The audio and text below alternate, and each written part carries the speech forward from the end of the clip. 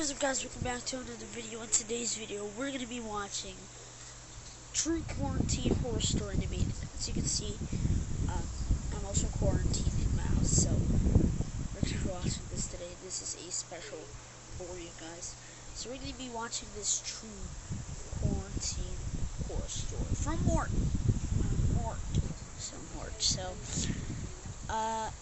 Also, guys, I will link in the description down below if you guys want to check out his channel and want to check out the video. I will link it in the description down below. Also, thank you guys for supporting the channel. We just reached 600 subscribers 600 subscribers to the channel. Also, guys, if you guys want more reaction videos to the future, make sure to leave a like and subscribe. Turn on notifications. Put in the comments down below #notifications. Make sure to turn on notifications so you never miss any reaction videos. So let's start. It's not too high. The story literally happened to me a week ago. My name is Joseph, and I live in a country based in Europe. I am a student studying at university and currently live with my parents.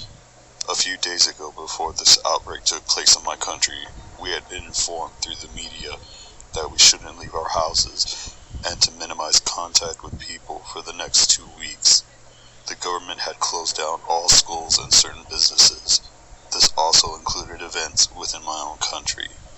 It was a Friday evening. I was trying to kill some time by playing computer games when me and my parents heard our doorbell ring. I was confused because we weren't expecting anyone. It would be really irresponsible to visit during the outbreak. I thought to myself that it could be one of my aunts or my cousins who needed help or supplies, so I immediately went to answer the front door. I was just surprised that they didn't inform us about this visit earlier. Before I could even touch the door handle, I looked through the blinds to see who it was. It wasn't any of our relatives, but 2 men in dirty yellow overalls which looked like hazmat suits. I couldn't even make out their faces. They looked so creepy. My heart started to beat faster. I thought that my father or mother had symptoms, and they called the hospital for doctors or some medical professional.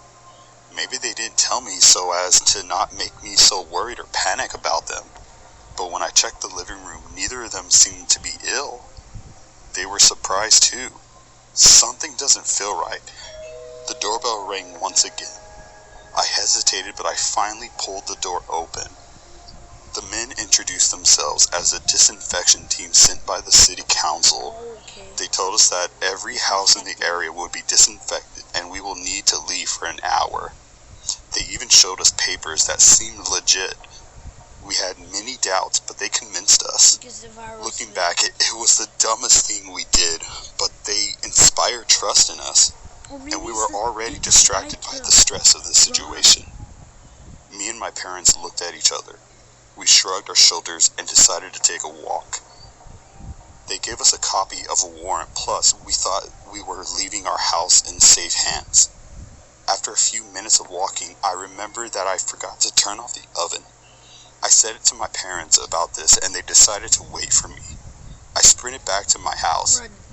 As I got to the house, I heard some weird noises behind the closed door. Why did they close the door?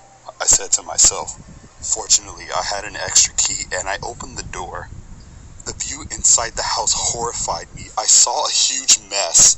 All of the cabinets were left open, furniture was turned over on the floor, and all of the food we gathered as supplies were thrown out. I froze from fear. Millions of thoughts were flying through my head at that moment. I immediately knew we had become victims of a robbery. How could we have been so stupid? I thought to myself. I turned around and wanted to run out of the house and call the cops, but I stumbled upon one of the robbers standing at the front door holding a big knife. Oh my God, that's big. I can't let you leave, boy. You've seen too much, he said to me in a really evil way. Then he started to run towards me. Without hesitation, I ran to the bathroom and locked the door behind me. He was screaming and pounding on the door. If you open the door, I won't hurt you. I promise, he said. Of course, I didn't believe him and hid inside the bathtub. He started to stab the wooden door. I was so scared I couldn't even blink. My heart was pounding so hard. It felt as if I was trying to escape my chest. I started to pray because I thought that was literally the last moments of my life. Tears started to stream down my face. I cried more than I had ever cried in my entire life. Finally, the pounding on the door stopped. He was gone. I heard police sirens and I opened the door. My parents ran up to me and hugged me. I felt like the luckiest person alive. I was so happy. They told me that after a while of waiting, they eventually decided to walk back to the house. Then my father saw a robber in the door with a knife. He hid behind the trees and called the police. The police told us that they were searching for these men for 2 weeks. They had already robbed 10 houses in the nearby cities and used the situation as a way to gain trust in people and to access their properties. The papers they found on them were also fake. I hope they will rot in prison now. Let this be a warning. I hope you guys won't fall for this kind of scam. Alright guys, thank you guys for watching this video. Hope you guys enjoy. And I'll see you guys next time. Okay, see you guys in the next reaction video. I'll be uploading later, so yeah.